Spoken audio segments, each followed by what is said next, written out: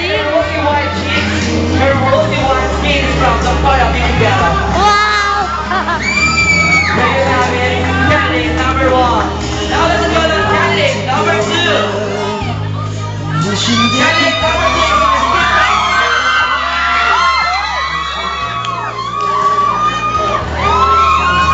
She's wearing an abstract design, a combination of purple, violet, green, and yellow color. All her accessories is from Petrimon. And the gown is made by Terry Peralta. Perfume from Escape. Makeup by Bobby Serrano. Heels from Dolce & Gabbana.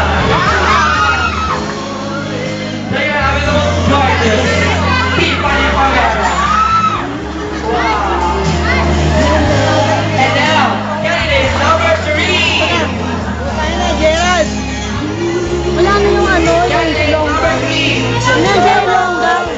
Candidate number three is Miss Geraldine Tesoro.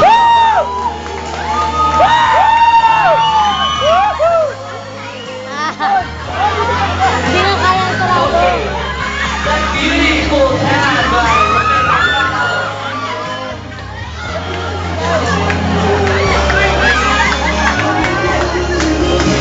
accessories from Charles and Twitter. Slippers from Neva. Okay, now candidate number four. Ayaw. Ayusin mo yung stick.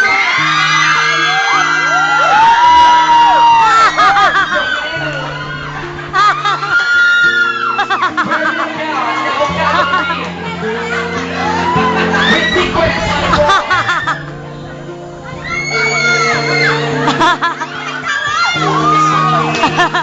May dimple. Heels by Bristol. Accessories by Infinity Works. Perfume from Curve. And the clothing is by Dr. Kalaya.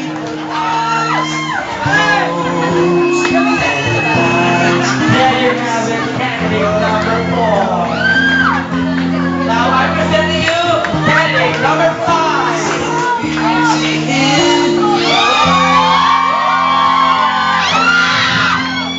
Candidate number five is wearing a blue gown. It's sponsored by Mighty Kumarko.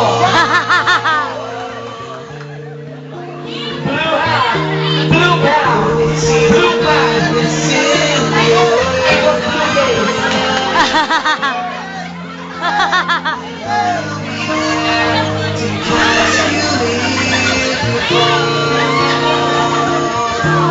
Wow.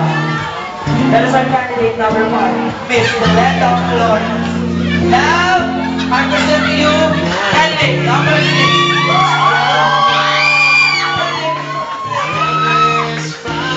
Miss Princess Longilan.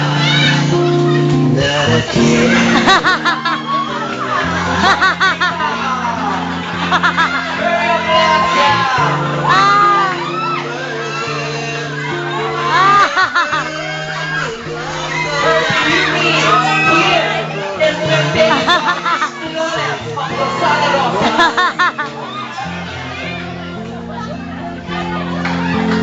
Accessories by Beauty Silver.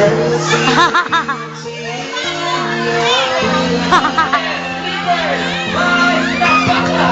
And who will be there?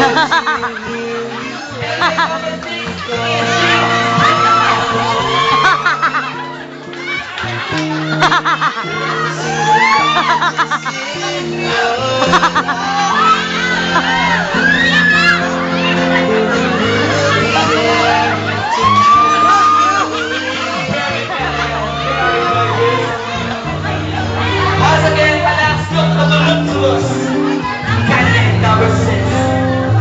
Thank you very much. Now, I would like to call all the six lovely candidates in front to see all their long gowns once more. Candidate number one, candidate number two,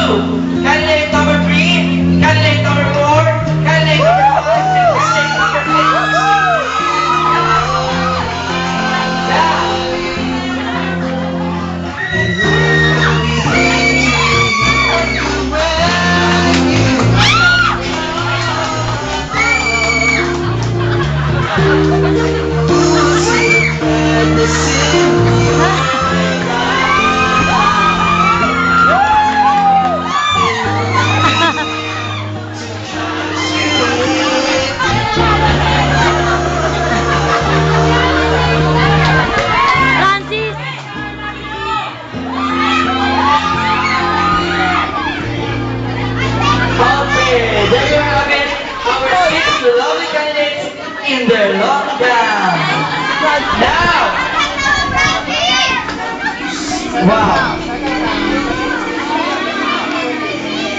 Okay, girls, stand by. And to our audience, my dear fellow judges, please keep silent because this is a very important, most critical portion of our pageant because it is the question and answer portion. In this round, we will test the intelligence, the intellectual capability. We will see if these candidates are highly cerebral. Now, starting on, skip quiet, candidate number 1. Wow! You can pick your question. Tali mo. Pick a question, please. Okay. And then, I'll read it to you. Para man naman ako alala. Okay. Kaunting katahimikan po lamang nang makikigan natin ang kanyang sinasabi.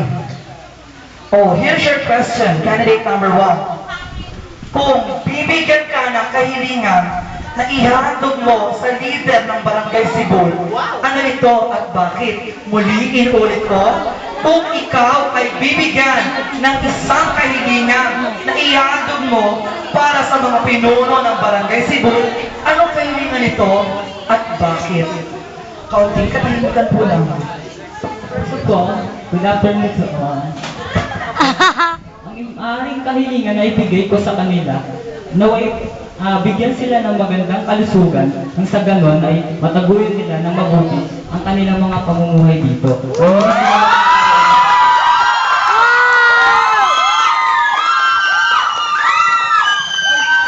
Very well said, candidate number 1.